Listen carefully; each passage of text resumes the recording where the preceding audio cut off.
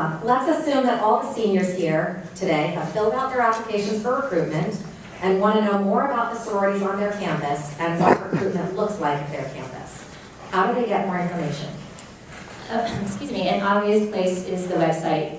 Most larger schools, even mid-level schools, are going to have, mid-sized schools, excuse me, are going to have a website for Greek life, fraternity, Office of Fraternity and Sorority Life, something like that. And at a minimum, they'll at least usually list the organizations that are member groups on that campus and some basic information about them. So that's a good place to start. And you also can start to consider, if you've had a campus tour, find that campus map and look to see where the sororities are on campus, if they are physical facilities. Larger campuses like Alabama and Georgia Tech are going to have kind of the traditional sorority house that we all think of. But like Emory and Auburn have a Panhellenic village where each sorority has a meeting room and then various levels of live-in space. So at Emory it's 24, and I think at Auburn it's around 40.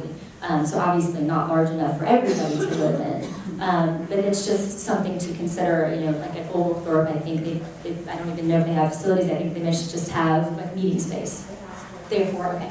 So that's going to affect, like Wofford, for example, does not have facilities, I do know that. A big part of the experience is going to be impacted potentially by the kind of facilities that campus has. But also remember, the facilities are the same for all the groups on that campus. And the one thing I do want to underscore is, when you are doing your research, a certain group may speak to you on paper, or you may know somebody from your high school that's a member of that group, or maybe your aunt is a member, or someone you know through your place of worship, or whatever. But I cannot encourage you enough to try to keep an open mind, because so many of us have similar experiences. And when I graduated college, I thought, I'm going to die if my daughters aren't a member of my organization. And now that I have the benefit of some perspective, I have 2 daughters.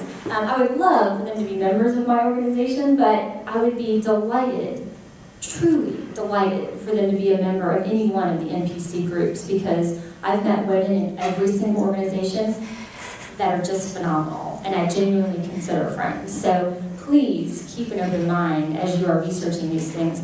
Basically, we all have GPA requirements, we all have service and philanthropy requirements, we all have lots of fun at Greeksing and building floats and whatnot.